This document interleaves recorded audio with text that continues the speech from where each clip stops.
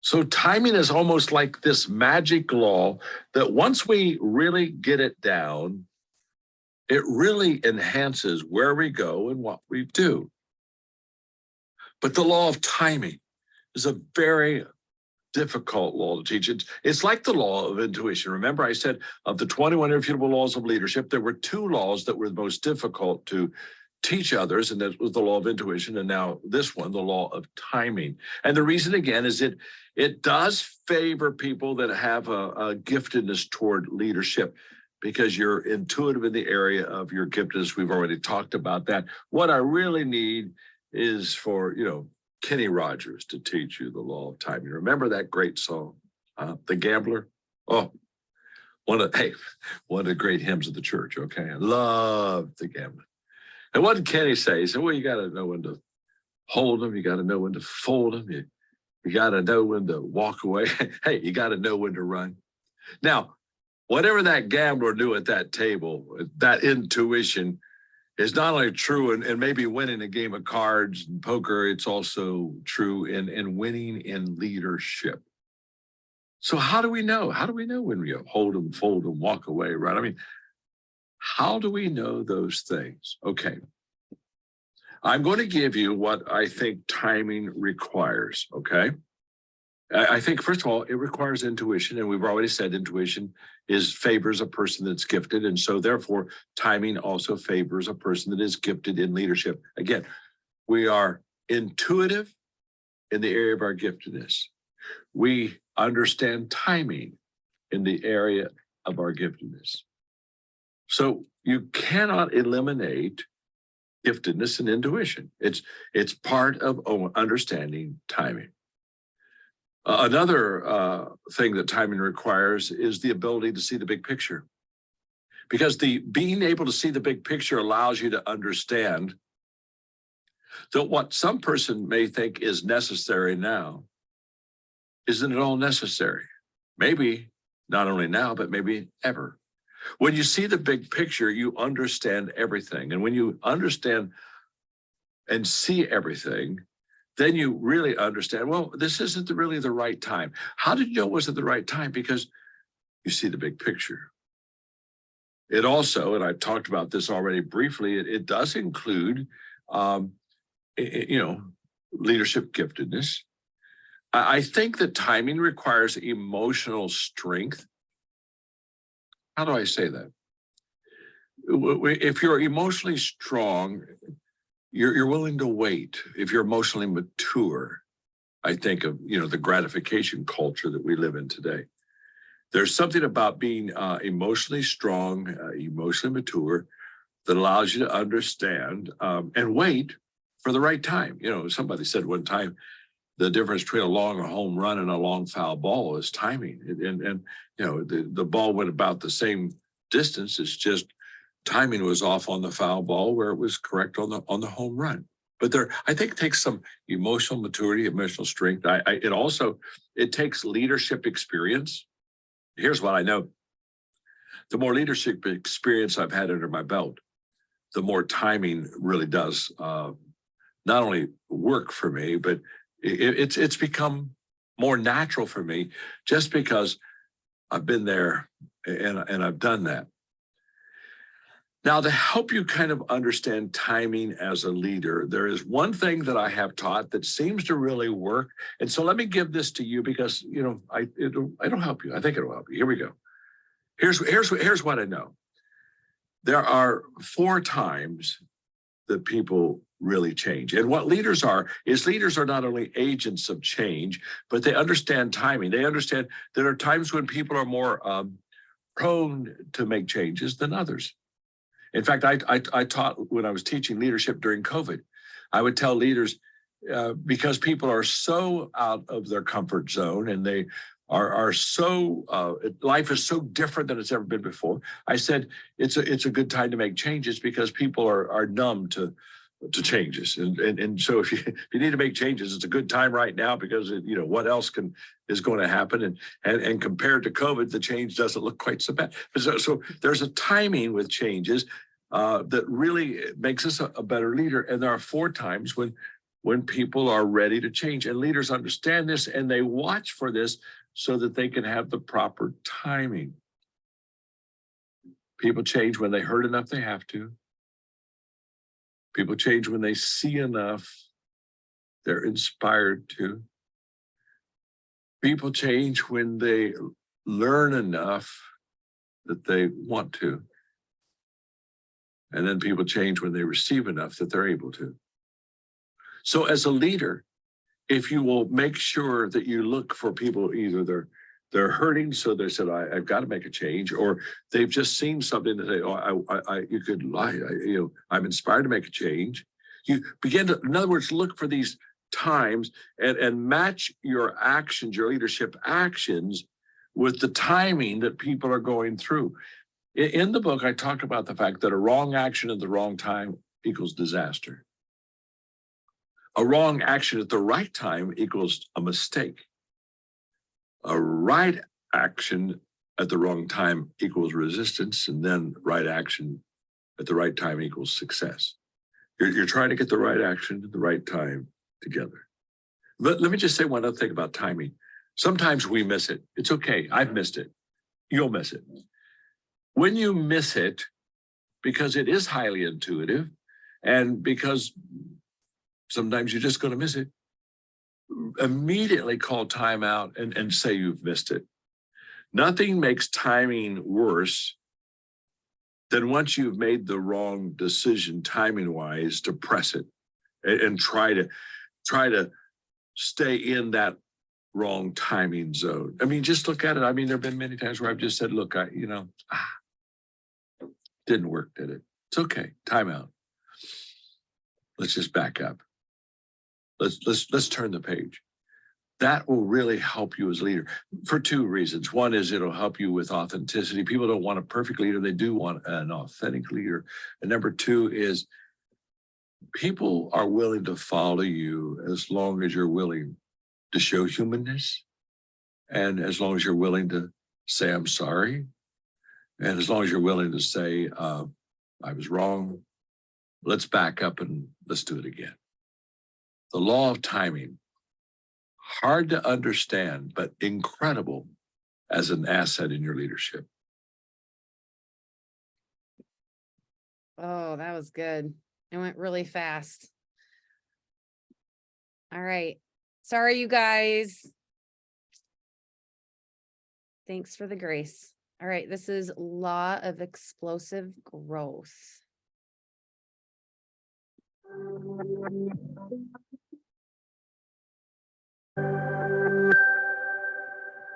Law number 20 will truly change your life once you master it. It's the law of explosive growth.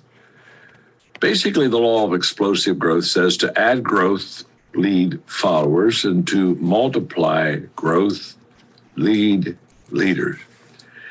Now, the reason this is such an important law is 95% of the leaders that I come into contact with, they're really content with followers. Most leaders do not intentionally develop other leaders. I call it the difference between leaders math and followers math. When you do followers math, honestly, at best you add another follower.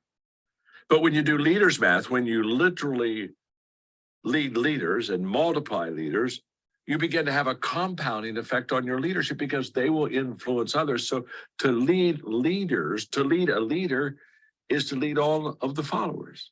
That's why I often say, kind of my life statement, what do? I add value to leaders. That's what I'm doing, by the way, right now with you in the 21 Laws teaching.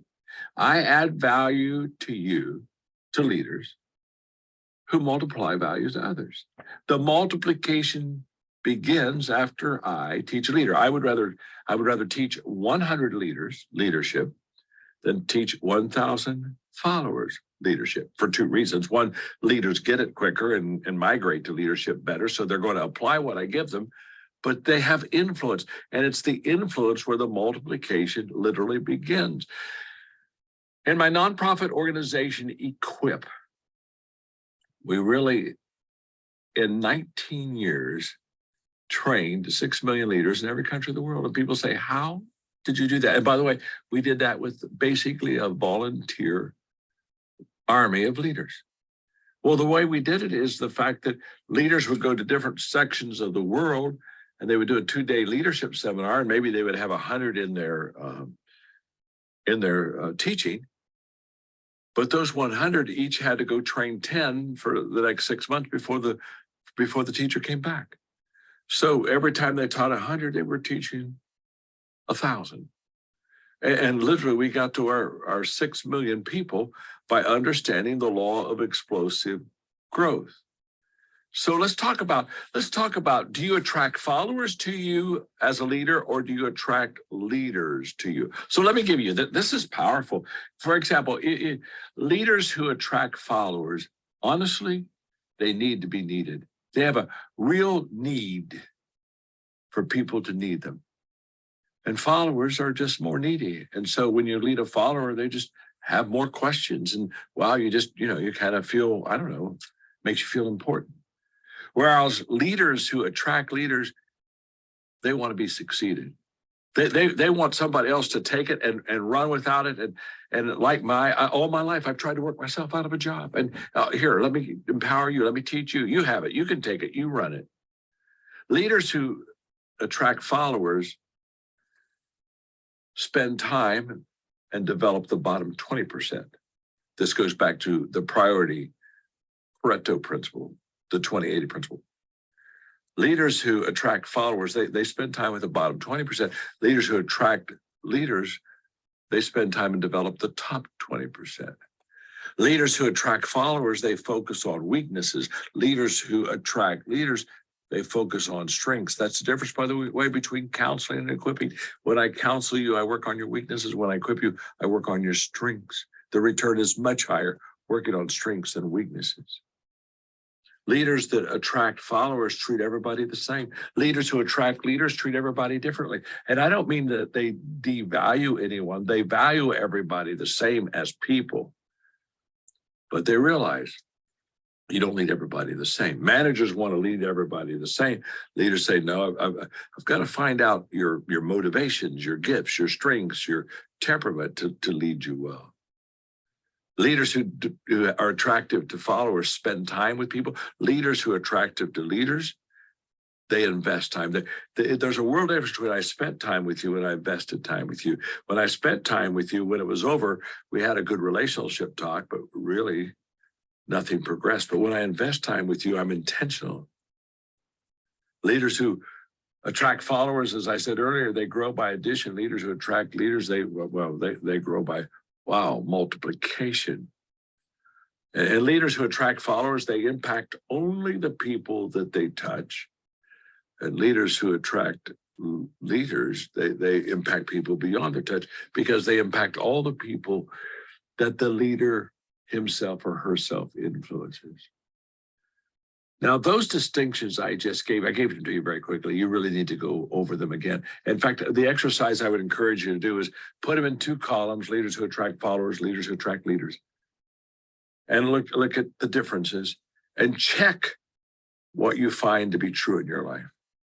And you're going to be on one column or the other. It's probably not you're going to be either or columns, but one of the columns you're going to favor, and then you're going to know, am I attracting followers or am I attracting leaders? And I just want you to say that this incredible law of explosive growth says you will only have explosive growth in your life, in your business, if you spend and invest your time with other leaders.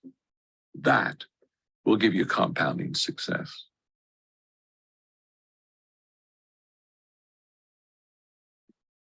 All right, last one.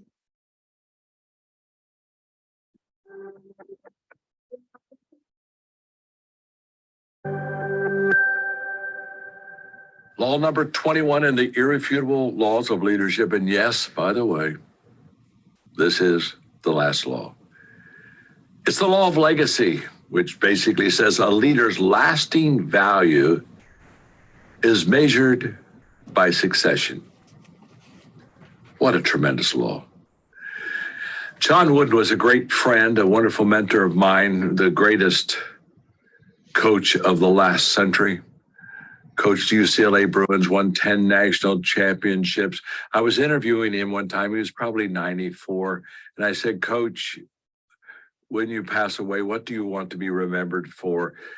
And what he said literally caused the crowd to gasp, because this man, who is the greatest basketball coach ever, won more national championships than ever. When I said, what do you want to be remembered for? His first words out of his mouth was, certainly not for national championships. He said, I want to be known for the value I gave my players, the life principles that I taught them that helped them to become not only great ball players, but great men. I remember my last encounter with Peter Drucker and his final words to me and a small group of people that he had spent 3 days with mentoring. He said, just remember this, your success is going to be determined by your successor. Mentor and leave a legacy. Literally in my last conversation with Jack Welch before he passed away, we were talking one day and he said, John, you need to have legs for your legacy. In other words, put your legacy in people, not in organizations, but put in people. In fact, that was part of the thing that motivated me to start the John Maxwell team, our coaching company. I wanted to have tens of thousands of people that were legs to my legacy and values. Now, to give you a legacy perspective, you need to have a clock and you need to have a compass. You need a clock that basically reminds you that time is precious and what are you doing in the time that you've been given. And you need to have a compass because you need to know where you're going. And you need to put what you're doing, the clock with the compass where you're going, and you need to put them together. And for the clock that you have in front of you, I just want you to know that people are going to describe your life in one sentence. They really are. So here's the good news. You pick it now. Don't wait till your funeral and have everybody stand up and guess. Pick now what you want your legacy to be. I want my legacy to be that I add value to leaders who multiply value to others. I don't want anybody guessing about what my legacy is going to be like. You see, it's what I call the exchange principle. Every person passing through life will leave something and take something. And the exchange principle is very simple. Leave more than you take. Don't be a consumer, be a contributor. It's the advice that Angela Arendt gave me when she said, my father's advice to me when I was a child was, give 60, take 40. She said, all my life, I've tried to give more than I've taken. And she said, I've just found that if I give 60 and take 40, she smiled, she said, 40 is enough. So when you think of the legacy, you look at the clock and say, what am I doing? When you look at the compass, you ask yourself, where am I going? And then, wow, you want to have companions in your legacy. In other words, you don't want to take the triple load. Is there anything, I don't know, would there be anything more disappointing than to cross the finish line all by yourself? No one to celebrate with, nobody to high five, nobody to say, look what we did. You want to have a clock that reminds you of the time and reminds you that you got to be doing something that's going to have a productive legacy. You want to have a compass that says, this is where you're going. But the companions is all about who is going with you. And I made a decision. It was a good decision. It started literally at 40 with the law of the inner circle. Those closest to me were going to determine the level of my success. And I determined to pour myself into them. And since that time, I have just determined to put people first and to value people above everything else. And I've determined that I want to take the journey with them, that I want them to sit beside me. I don't want to tell them about the journey. You know, at my age, you know, I've got a very small window. But in that small window, I've got a lot of people like you that I just want to add value to, that I want to make a difference in your life. I want to be able to to deposit into you what I know and everything that I have. And by the way, I have an abundance mindset, and that is I expect the next generation, talking about legacy, I expect the next generation to go way beyond me. I'm not one of these old people who thinks, oh my gosh, when I die, everybody goes to hell. It just all falls to pieces. I don't believe that at all. I think the greatest days are the days ahead. I think when I leave the game of life, I just think that I will have deposited things that make people better. And so they're going to become bigger. I expect people to do more than I did. I expect them to become bigger. I expect them to help more people. I expect them to be more valuable. I expect that. Why? Because the principles that I lead, the laws that I teach, they're all designed for your success. So I kind of wrap up this series by saying very simply to you, I am a person of faith. And because of that, I believe you were created by God. And I also believe that you were created for a purpose. In other words, you're not an accident. You have a God touch for a reason. And I believe that he gives you gifts, abilities, so that you can take the reason that you were born and maximize it and be successful. I think he believes in you probably more than you believe in yourself. And I think that he probably expects more in you and from you than you expect from yourself. So when you think of legacy, think of the fact that we are just players and I'm passing the baton on to you. And I believe in you and expect you to do more and be greater. Stand on my shoulders. And then you pass that on. If we do it right, the next generation gets better. If we do it wrong, then they have not an opportunity or a chance to improve their lives or improve the lives of anyone else. So the law of legacy basically says that even when you're gone, you're not gone. Your values, your principles, they live on in the legs of the legacy that you have. We spent some time together on the 21 Irrefutable Laws of Leadership. And I'm so glad that you allowed me some time to pour into your life, to hopefully add leadership value to you. Now take these laws. They really do work. Practice them. Pass them on to your team. Together, build a leadership team that complements each other by taking the laws that are the strengths of others and applying it to the team so the team gets better. But most of all, just understand, add value to people, value people, and give your best to people because they're deserving of the best that we have.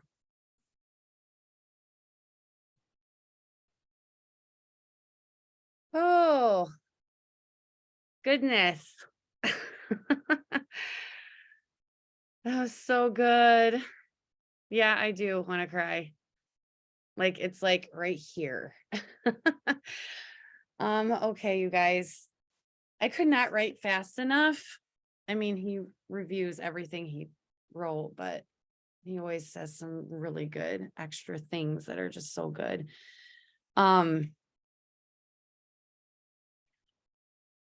All right, so let's start chatting here.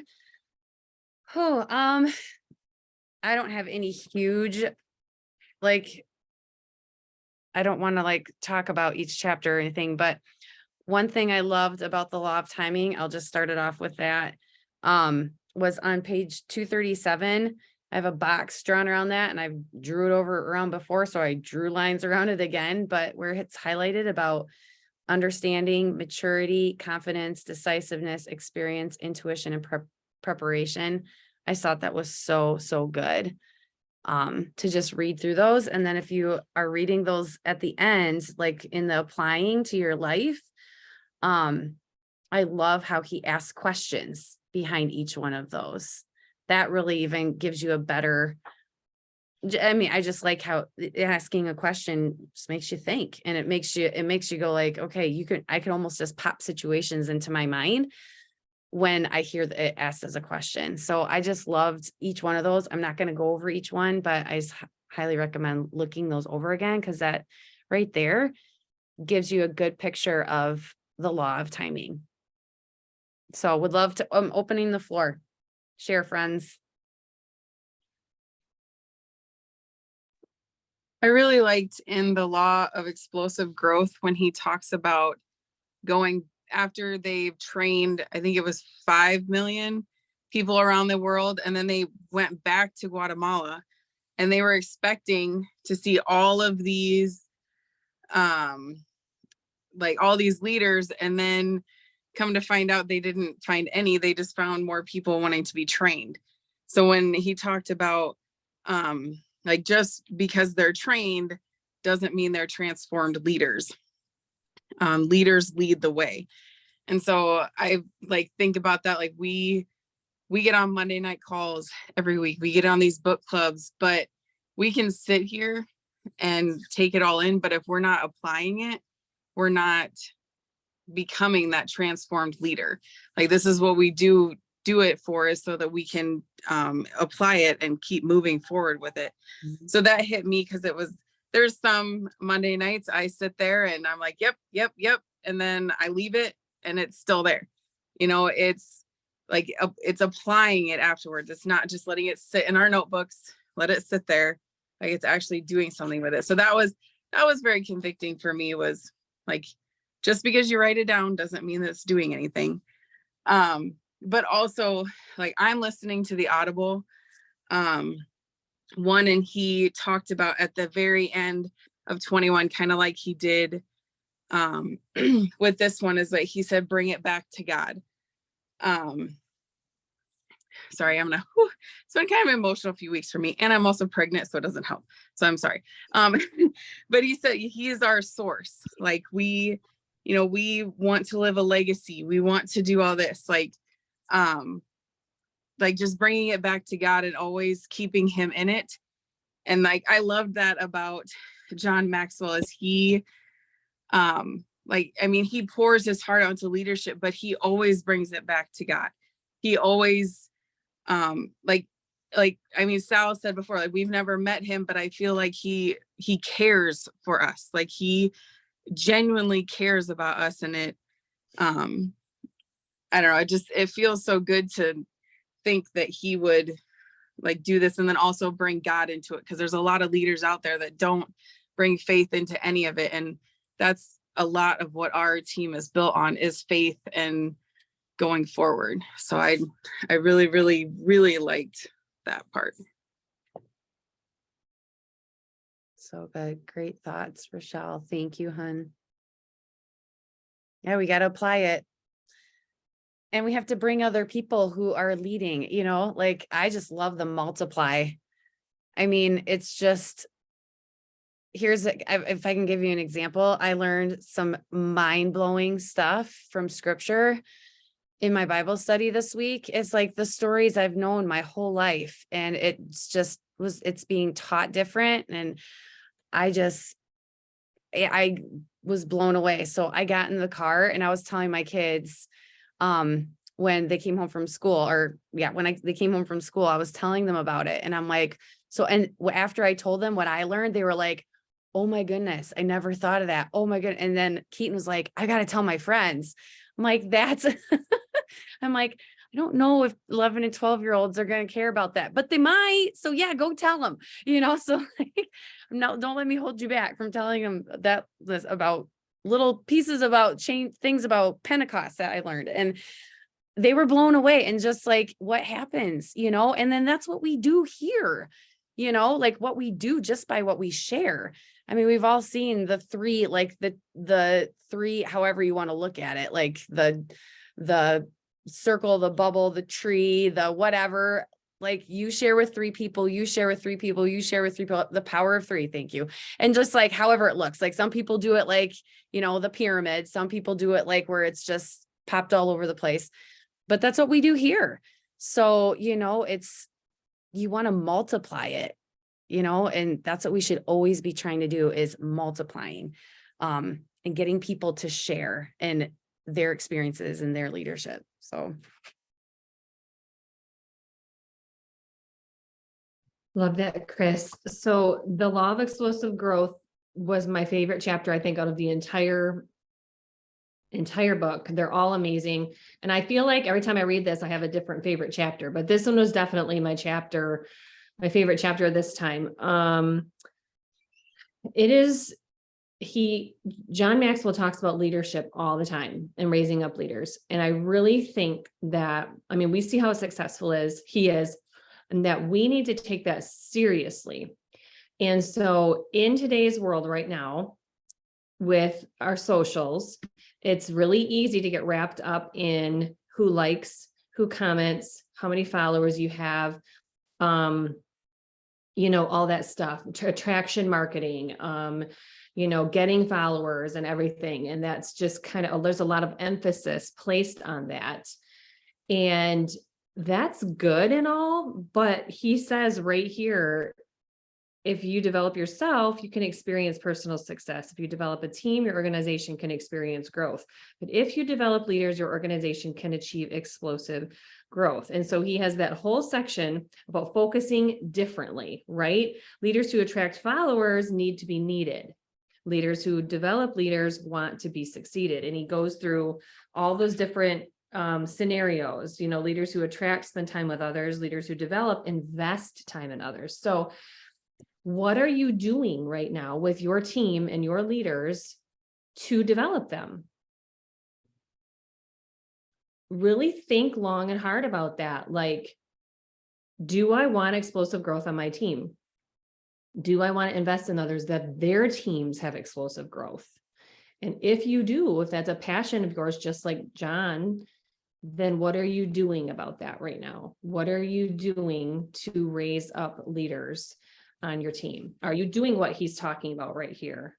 Are you developing the top 20%? Are you focusing on their strengths? Are you treating them all individually?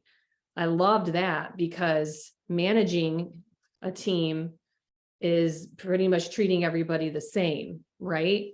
But everybody's different, and you're developing leaders based on their strengths. So you got to lead differently. Investing time in others, growing by multiplication. I don't know. I just think to step back and think about, what are you doing in your daily work with Plexus to develop leaders and to have explosive growth on their team?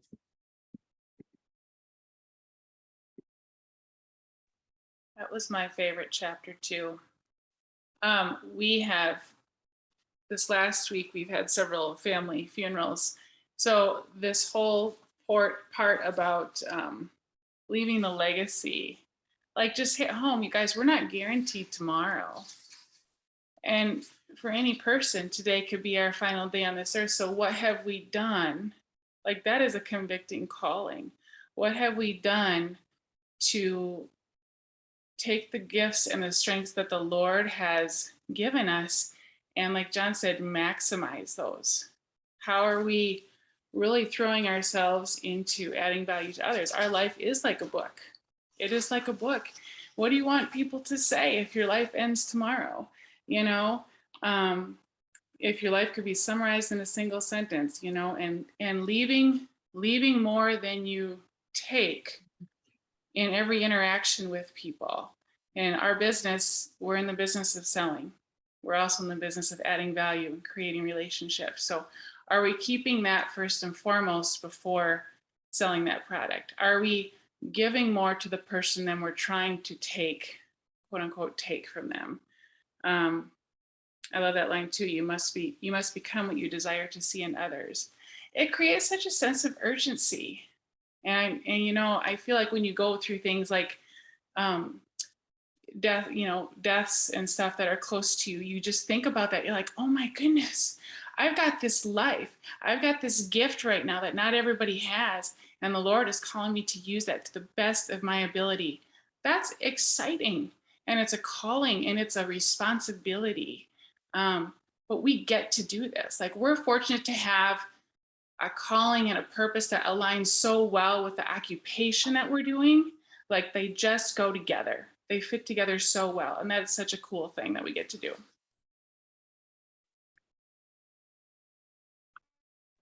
Amen. One Shell. thing that I was thinking about that kind of goes with that, Shelley, if you have limited time and you need to be laser focused and intentional, then you need to be really intentional about who you are developing as leaders too. And I think it was last week I listened to, I don't know if you guys have been listening to Brittany Howard's podcast, but it's been great. And she did a whole podcast on exactly like who to develop as leaders. And I think that's something that like we do jewel group coaching. And I feel like that comes up all the time. Like, where do I spend my time? How do I help this person? And being able to identify the people that are taking their business seriously, that are willing to like take ownership on their business, that they are, taking steps forward too. But just being able to identify that, I think makes a really big difference, because like I think Sue said in the comments, like what is that 20%, or who should you be spending 80% of your time on? It's like the top 20%. Is that how that goes? I always mix that up.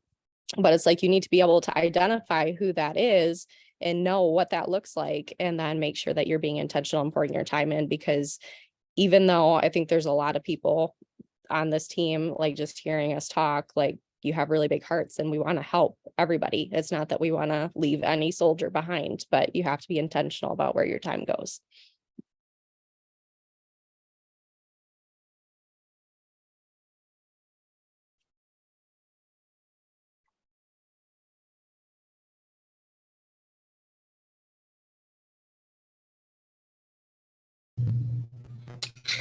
Hey,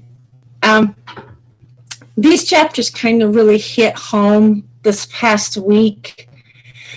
It's been kind of rough, and it just made me realize the growth from the books, from our coaching calls, from just being how much we grow as an individual and how we reflect ourselves to people as an individual and how you act. Because like the quote, whoever just said the quote about you want to act how you want people to be, be seen or treated to you, you do the same thing. And I've learned so much in this last week where I've seen myself, where I've grown, and it has helped in dealing with personal stuff. It's dealt with family things. So I just love how all this fits together. So never think that one thing is not helping something or the other. It's just all of it. When you put it all together, it just continues to grow and makes you a better leader, a better person. So if you're not on team calls, you're not on book clubs, it all works together. These are all pieces to make you whole as a better leader. That's what I got from the end of this book. That's good, Linda. Thank you for sharing. I'm just feeling like all of us are feeling emotional tonight, and just really kind of sad that this is done, but also thinking back to all these amazing chapters we covered and everything we've learned. And I just, my prayer tonight is that we can all apply these things and really take them seriously. The very last page, it's 264 for me. Well, actually, that one quote, you and I will be judged by how well the people we invested in carried on after we are gone. That really struck me, because I don't think I sometimes take that seriously enough. And so I sat and thought about that one for a little while. But also in his video tonight, I jotted down, I really liked what he said about how you need to have those two things, a clock and a compass. I don't know if you guys caught that. But the clock, that's to remind you that time is fleeting. It's precious. Like Shelley said, it's sense of urgency. And a compass so that, we know where we're going. And I was just thinking to myself, as I was listening to them, like, I'm going to print those off. I'm going to print off a compass, and I'm going to print off a clock and just tape them on my office or something, or on my fridge, or put them on my phone, my screensaver or something, just to remind myself. Because I don't know about you guys, but I can waste so much time on stupid things. And I don't know. I think by having it in front of me and just that constant reminder, just be like, oh yeah, I got to get crap done. Let's go. Just take it a little more serious. But anyways, just my thoughts.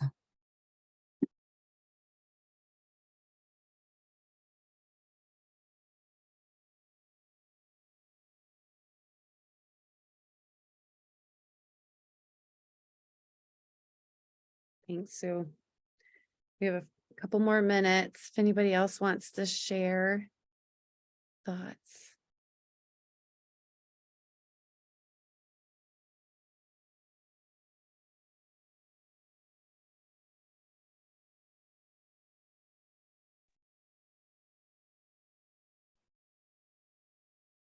Something that I highlighted in the applying to your life for the law of legacy. Definitely read through those if you haven't. But number 2, based on your ideas you developed concerning the legacy you want to leave, what must you change in the way you conduct yourself so that you live that legacy? And I just thought that was so powerful. That's that self-reflection that might be really, really hard, but we need to do. And I know that I don't always do it enough. Sometimes I do. And I don't know, maybe I do, because I have lots of conversations in my head. But that last sentence there, he says, write them out, and he gives a list of things. But that sentence there, only by changing the way you live will you be able to create the legacy you want to leave. I thought that was so powerful. I agree, Chris. I was just going to say that I love when he did the different focus, who a leader attracts. And I have on my application list, I wrote down to chart those out, like he said in the video. I just think it'll help me to just something to aspire to, like, who do I want to attract? Who do I want to be? But then also, like you said, self-reflection, it's something I'm not very good at doing. So to dig deeper, I think that's going to really help me to just write it out, make that chart. I'm a big pros and cons person anyway, so falls right along with my strengths. Perfect. That was really good. I liked how he suggested that too. Thanks for sharing.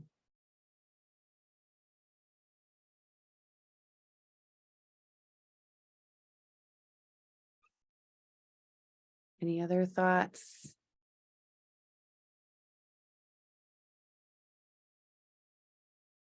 We're all here for a purpose and a reason, and I know, like I've said this many times before, but God brought this into our lives for a purpose. We are not here on accident. Each one of you, whether you're just starting your journey or you've been here for years and years, we are here for a purpose, so what are you going to do with that?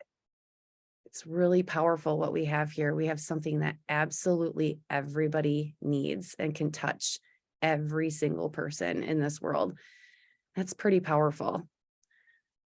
And I just love how he ended with, we need to stand on each other's shoulders and pull people up, bring them up with us. So good. Oh, Amanda, I'm reading your message here.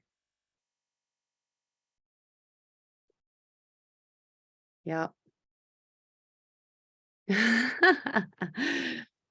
That's so good, Amanda. I love it.